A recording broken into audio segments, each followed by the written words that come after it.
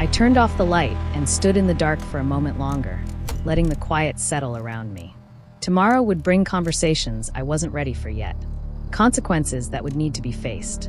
But for now, the house felt like ours again, and that was enough to let me breathe. Morning arrived quietly. No alarm, no rush, just the pale light of early hours easing its way through the curtains like it was asking permission. I woke before she did and lay there listening to the house breathe. Pipes ticking softly, floorboards remembering the night. For the first time since I'd come home early the day before, the quiet didn't feel like it was hiding anything. I made breakfast without turning on the radio. The kettle heated, the pan warmed, ordinary sounds, steady and grounding. I moved slowly, deliberately, as if haste might invite yesterday back into the room. When she came into the kitchen, her hair still sleep-soft around her face, she paused at the doorway. She looked different. Not changed, just unguarded. "Morning," I said. "Morning," she replied. She sat at the table without waiting, rested her elbows where they landed, let her shoulders slump the way tired shoulders should. I noticed every small freedom like it was a gift being returned. We ate quietly for a few minutes. Toast crumbs gathered near her plate. The sun climbed higher, catching in the glass of the window, warming the space between us. "I was thinking," she said finally, "about what you said last night." I nodded. "Me too." She took a breath, let it out slowly. I didn't know I could say no to some things. I thought learning meant agreeing. There it was. Not shouted, not dramatic, just the truth, placed gently on the table. I folded my hands together, the same way I had the night before, but they didn't shake this time. "Learning should never cost you your voice," I said. "If it does, it isn't learning. It's something else." She considered that, chewed thoughtfully, then nodded once. "I think they wanted me to be ready," she said. "For the world." I looked at her, really looked, at the strength she already carried, at the kindness that hadn't been taught through rules or posture. "The world doesn't get to decide who you become," I said. "Not without you." She smiled at that, a small smile, real. Later that morning, after she went to her room, I stood in the quiet house and thought about the certainty I'd seen the day before. How calmly it had entered. How easily it could have stayed if I'd arrived home on time instead of early. I understood now what she'd been taught. Not skills, not safety. Compliance, dressed up as care. I sat at the kitchen table and wrote things down. Not accusations, not anger. Just facts. Times. Words I remembered. The way my daughter had looked to someone else before standing. The way she'd waited for permission that wasn't mine to give. It felt strange, putting it all into language. But once written, it lost some of its weight. It became something I could hold. When she came back downstairs, ready for the day, I met her at the door. "There may be conversations coming," I said. "Some of them won't be easy." She nodded. "Will I have to talk?" "Only if you want to," I said. "I'll do the rest." She seemed relieved by that. Then she surprised me by reaching for my hand. She hadn't done that in a while. Her fingers were warm, steady. As the door closed behind her, the house settled again. This time, the quiet felt earned. That evening, I walked back into the room where I'd first frozen. The rug still lay where it had been, pattern faded, fibers worn thin by years of use. I knelt, not in obedience, not in instruction, but to smooth it flat, to erase the shape of what had happened. I stood when I was done. The light in the room shifted as the sun lowered, and for a moment, everything looked softer, forgivable. But I didn't mistake that softness for forgetting. Some lessons aren't meant to be learned at all. Later, when the house grew dark again, she came and sat beside me on the couch. We didn't talk much. We didn't need to. Her head rested briefly against my shoulder, then lifted again, like she was testing whether it was still allowed. "It was. I'm glad you came home early," she said quietly. "So am I," I replied. Because if I hadn't, the quiet would have kept teaching her things she should never have had to carry. Because sometimes protection doesn't arrive as a warning, it arrives as timing. And because now, when I hear her voice drift through the house, it sounds like hers again. Unmeasured, uncorrected, free. My daughter shifted her weight then, just slightly. The movement was small, but I saw how practiced it was, how controlled. I remembered her once spinning wildly through the same room, arms out, laughing so hard she couldn't breathe. That felt like another lifetime. "She's been very attentive," the other person continued. "Very eager to learn." I looked at my daughter again. "Is that true?" I asked her. For the first time, she lifted her head fully. Her eyes met mine, and in them I saw conflict. Not fear of me, but fear of choosing the wrong answer. Her mouth opened, then closed. She swallowed. "I just wanted to do it right," she said quietly. The words landed like a bruise. I nodded once because I didn't trust myself to do more. Right according to who? She didn't answer. She didn't have to. Silence filled the space again, thick and pressing. The other person watched us, arms folded loosely, expression unreadable. I could feel how much they believed they were being reasonable, helpful, necessary. That certainty frightened me more than anger ever could. I stepped closer to my daughter then. Slowly, carefully. I didn't touch her, but I made sure she knew I was there. Close enough that she could feel my presence without being told. "You didn't do anything wrong," I said. Her shoulders sagged just a little, as if the sentence had been holding her up all on its own. The other person cleared their throat. "I think maybe this conversation should continue another time." "No," I replied softly. "I think it's done." There was no sharpness in my voice, no raised volume, just a line drawn quietly, the way you draw one when you know exactly where it belongs. They hesitated, then nodded, gathering themselves with the same calm they'd entered with. As they moved toward the door, my daughter flinched again, instinctively straightening. I caught it this time. I placed a hand lightly on her arm. "It's okay," I said. "You can relax." She exhaled. The door closed behind the other person with a soft click. Not loud enough to feel final, but final all the same. The room felt emptier after that, and fuller. My daughter and I stood there together, neither of us quite sure what to do next. The rug lay rumpled where she'd been kneeling, its faded pattern broken by the mark of her weight. I looked at it, then back at her. "There are things we need to talk about," I said. She nodded. Not the practiced nod from before, a real one. And for the first time since I'd walked through the door early that afternoon, I felt the faintest shift, like something locked had begun quietly to loosen. We didn't leave the room right away. The air still carried the shape of what had just happened, like furniture that had been moved but not yet settled. My daughter stood beside me, close enough that I could feel the warmth of her through the sleeve of my coat. She wasn't trembling. She was quiet in a way that felt cautious, as if the room might still be listening. "Let's go sit," I said. Not a command, an invitation. She nodded and followed me into the kitchen, her steps careful, measured. The chair scraped softly against the floor as she pulled it out, the sound sharper than usual in the stillness. I noticed how she waited for me to sit first before lowering herself down. Another small habit I didn't remember teaching her.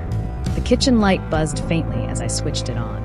Evening had crept closer while we were standing there, the windows now reflecting us back at ourselves. Two figures caught in yellow light, neither quite sure who we were supposed to be in this moment.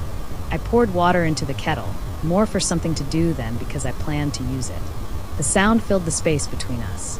When I turned back, she was tracing the edge of the table with one finger, slow and deliberate, eyes fixed on the wood grain. "How long has this been happening?"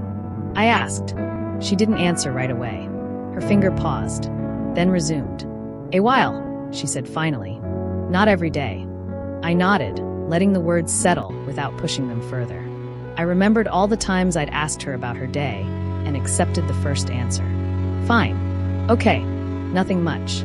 I pulled out the chair across from her and sat, folding my hands together so they wouldn't shake. "And what did they tell you?" She glanced up at me then, just briefly, like she was checking for something in my face. "Permission, maybe. Or safety. That there are things girls need to know early," she said, "so they don't get hurt later." The kettle clicked off behind me, forgotten. I leaned back slightly, giving her space. "What kind of things?" She swallowed. Her shoulders drew in, and I saw the effort it took for her to speak next. "How to behave," she said. "How to listen. When to stay quiet." Each phrase came carefully, like it had been practiced before being shared. I felt the line then, not the one she'd been taught, but the one that had been crossed. "Did they ever tell you that you had to kneel?" I asked. Her eyes dropped again. "They said it helps you remember." "Remember what?" She hesitated. The silence stretched, thick and uncomfortable. I waited it out, even though every part of me wanted to fill it. "That you're learning," she said. "That you're not finished yet." I closed my eyes for a moment. When I opened them, I reached across the table and placed my hand over hers. She stiffened at first, then relaxed, her fingers curling slightly into my palm like they used to when she was small. "You don't need to earn being heard," I said quietly. "Not here. Not anywhere." She didn't cry. She just breathed. We sat like that for a while, the kitchen holding us gently. Outside, the sky darkened into something more certain. Night arrived without asking permission. I didn't want to get it wrong, she said after a long pause. They said you'd understand. The words landed harder than anything else had. Understand what? I asked. That it was for my own good. I thought of all the times I'd been told the same thing growing up. How easily that phrase can disguise control as care. I wish you'd told me, I said. She nodded. I know. The kettle sat cold on the stove now, water untouched. I turned it off fully, the click sounding final in the quiet room. I should have noticed sooner, I said. That part's on me. She looked at me then, really looked. I didn't want you to be disappointed. I shook my head. I'm not disappointed in you. The words felt important. I let them stand. We talked then, not in big revelations, but in small clarifications. I asked questions carefully, not to interrogate, but to understand.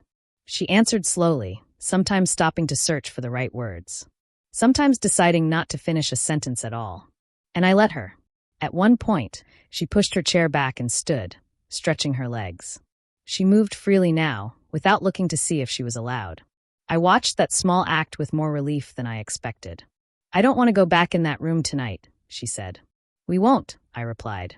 She nodded and moved toward the doorway, then paused. Are you angry? I considered the question. Yes, I said. But not at you. She seemed to accept that. Later, after she'd gone to her room, I stood alone in the kitchen, listening to the house settle into sleep. The chair was still pulled out at an angle. The rug in the other room still bore the faint impression of her knees. I knew then that this wasn't over. Not the learning, not the unlearning. But the line had been crossed and named. And once you name a thing like that, it loses some of its power to hide. The late afternoon light came in sideways, catching on the edges of things. Her hair, the curve of her shoulder, the faint outline of someone else standing nearby. I could see more now. She was kneeling on the rug I'd bought years ago at a yard sale, the one with the faded pattern she used to trace with her fingers when she was bored. Her knees were tucked neatly beneath her, back straight, chin lowered just enough to signal attention. It wasn't a child's posture. It was practiced. The other figure stood close, but not touching her. Close enough that I could see the shadow of their hand move when they gestured. Slow motions. Deliberate ones. Like instruction. I wanted to call her name. I didn't, because something in her face told me not to. She wasn't frightened. Not exactly. She was focused. Listening. As if she believed that whatever was being said mattered deeply. That it was something she needed to learn correctly the first time. That realization settled in my chest like a weight. I thought of all the times I'd corrected her gently. How to hold a pencil, how to tie her shoes, how to speak up when something felt wrong. I'd always believed that guidance sounded like patience. This sounded like authority. The other voice paused, and for a moment the room held its breath. My daughter nodded once, slow and careful, then adjusted her hands in her lap. The movement was small, but it carried intention, like she'd been told exactly how they should rest. I felt heat rise behind my eyes. Not anger yet, something closer to grief. I tried to remember the last time I'd knelt beside her on the floor, helped her with homework, watched her play with nothing but time to spare. The memory felt far away, as if it belonged to another house entirely. A phrase drifted toward me then, just one. Not enough to understand, but enough to feel the shape of it. It sounded like a rule, or maybe a warning. The kind of sentence that doesn't expect a response, only acceptance. My daughter repeated part of it back. Her voice didn't shake. That frightened me more than if it had. I stepped back again, heart pounding now, and pressed my palm flat against the wall. The house seemed to hum around me, the sound of it low and constant. I realized how easy it would be to pretend I hadn't seen this. How simple it would be to wait until later, to ask gentle questions over dinner, to let the moment pass. But something had already crossed a line I couldn't redraw. The doorframe creaked softly as I shifted my weight. This time the sound carried. The other voice stopped. My daughter froze, not like I had, but sharply, like an animal that knows it's been noticed. She didn't turn around. Her shoulders tightened just a fraction. Enough for me to see. The room went quiet. No one spoke. I could feel my heartbeat in my throat. I wanted to say something ordinary. A greeting. An apology for coming home early. Anything that would smooth the surface of what I'd interrupted. But the silence stretched. Then the other figure moved, stepping just far enough that I could finally see them clearly. Their face was calm, composed, the kind of calm that doesn't rush to explain itself. They looked at me as if I were the unexpected one. "Oh," they said softly. "You're home." I nodded once. "Yes," I replied, though the word felt thin. Earlier than planned. My daughter still didn't turn. She remained on her knees, eyes fixed on the floor, waiting. For permission, I realized. Not from me. That was the moment something inside me shifted. Not loudly, not all at once. Just a quiet understanding settling into place. I had walked into a room where my role had been replaced, not by force, but by certainty. By rules delivered gently enough to sound reasonable. I took a step forward then. Just one. The rug crunched softly beneath my foot. My daughter flinched, finally looking up at me. Her eyes met mine for half a second, long enough for something unspoken to pass between us. Confusion. Relief. Fear. All tangled together. I wanted to tell her to stand. Come to me. But I didn't say it. Not yet. Instead, I held her gaze and waited, knowing that whatever I said next would matter far more than how loudly I said it. The room felt smaller now, the light dimmer, the air thick with things that hadn't been named. And in that quiet room, with my daughter still kneeling between us, I understood that this was only the beginning. No one moved right away. The room stayed caught between breaths, like it wasn't sure which direction it was supposed to go now that I was fully inside it. My foot remained on the edge of the rug.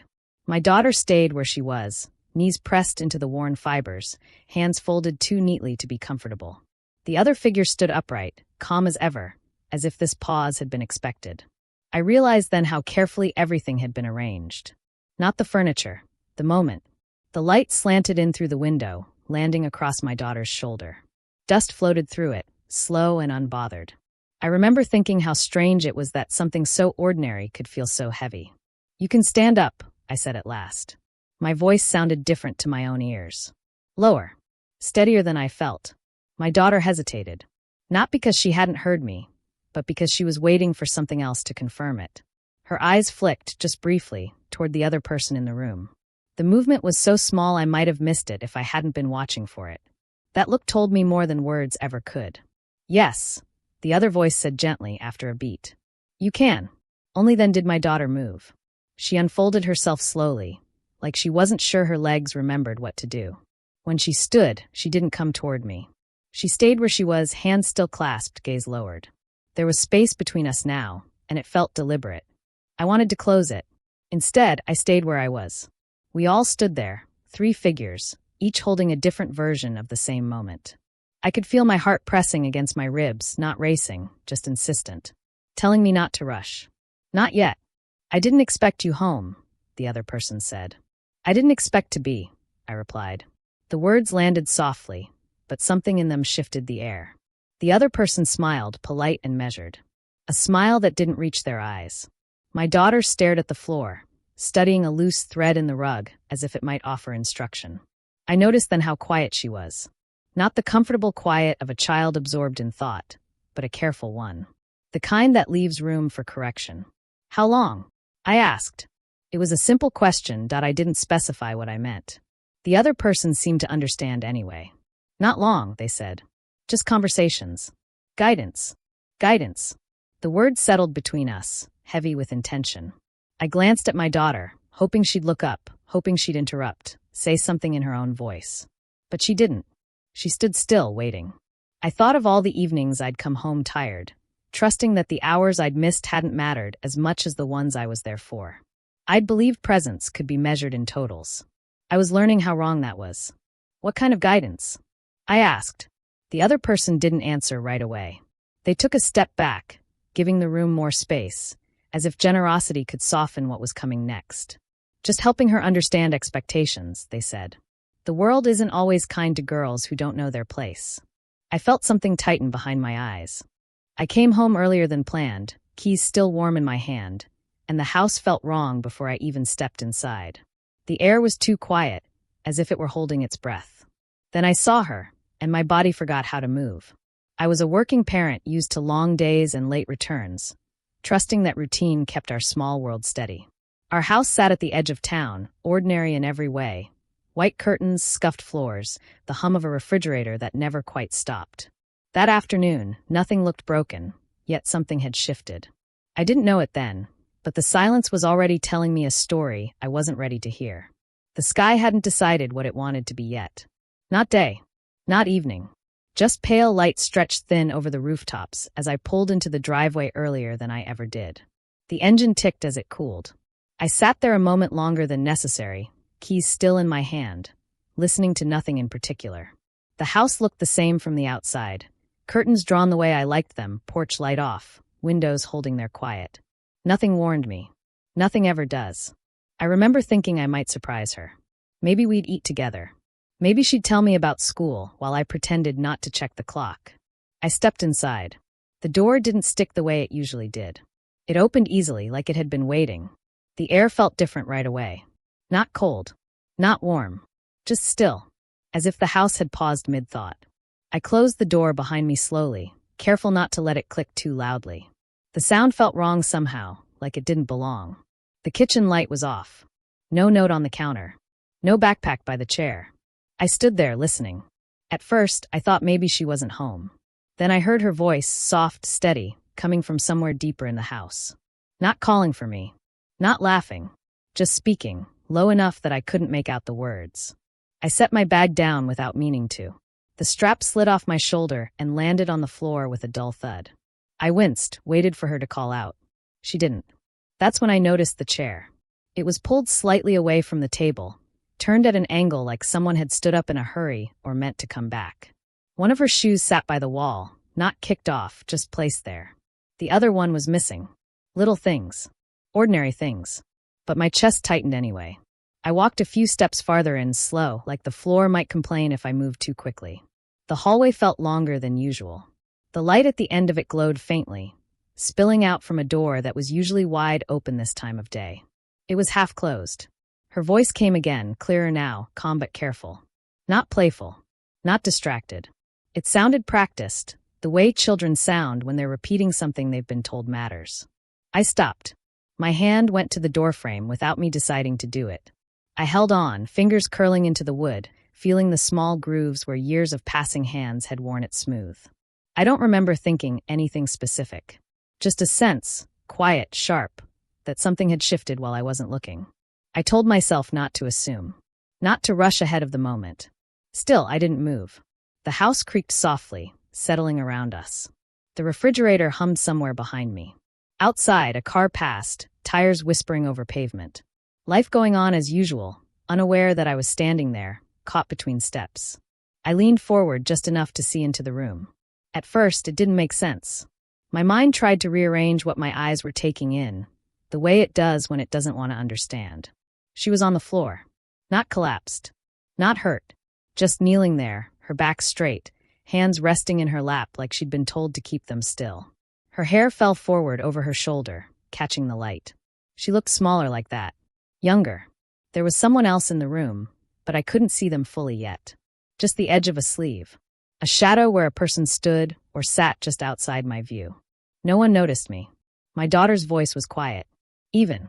She paused between sentences, as if waiting for approval before continuing. I couldn't hear the words, only the shape of them, the careful rhythm, the way she chose them. I felt frozen in that doorway, breath shallow, afraid that any movement would break something delicate. The floor beneath my feet was cool through my shoes. The smell of dust and old wood hung in the air. The room felt too quiet for what it held. I watched her nod once. Slowly, as if she understood something important had been said. My heart started to beat louder then. Not fast, just heavy. Each beat landing with a weight I couldn't place. I wanted to step forward, to clear my throat, to announce myself the way I always did. But I didn't. I stayed where I was, half hidden, watching my own child exist in a space I hadn't known she'd entered. The other voice spoke, low, measured. Not angry. Not kind. Just certain. The kind of tone that doesn't invite questions. My daughter listened, eyes lowered, shoulders tense but obedient. I thought of all the afternoons I'd trusted this house to hold her. All the times I'd believed walls and routines were enough. My hand tightened on the doorframe until the wood pressed back. I realized then that the sound of her voice, so familiar, so unmistakably hers, felt distant because it was being used differently. Shaped. Directed. I swallowed, the motion loud in my ears. Still, no one turned. The light shifted as a cloud passed outside, dimming the room for a second. In that brief change, everything looked softer. Almost harmless. But I knew better. I stayed there, listening to the space between words, feeling the moment stretch thin. I didn't know yet what I was about to learn. I only knew that coming home early had placed me exactly where I wasn't meant to be. And once you see a thing like that, you don't unsee it. I stepped back slowly, the floor creaking just enough to remind me I was still standing. My daughter didn't look up. The voices continued, calm and measured, as if nothing had changed. But everything had. I leaned against the wall, heart still heavy, and waited, knowing that whatever came next would ask something of me I wasn't prepared for yet. I didn't step away because I was afraid that I stepped away because I didn't yet know how to step forward. The hallway felt narrower when I turned back, like it had been listening too. I leaned my shoulder against the wall just outside the room, careful not to breathe too loudly. The paint there was chipped where furniture had once scraped past, a small white scar I'd meant to fix and never did. My fingers found it without looking, pressing into the rough edge, as if it could keep me steady. Inside the room, the voices continued. Not raised, not hurried. That was what unsettled me most. There was no urgency in them. No anger. Just a calm certainty that filled the space like furniture you learn to walk around. I heard my daughter respond again, short answers carefully placed. She sounded older than she was. Or maybe smaller. I couldn't tell which frightened me more. The light in the hallway flickered once, then steadied. Somewhere in the house, a pipe clicked as hot water cooled. All the ordinary sounds carried on, as if nothing worth stopping for was happening. I told myself to count point one breath in, point one breath out. I peeked again, this time from a different angle. The room was tidy in the way unused rooms tend to be. A folded blanket on the chair. Dust settled evenly along the windowsill.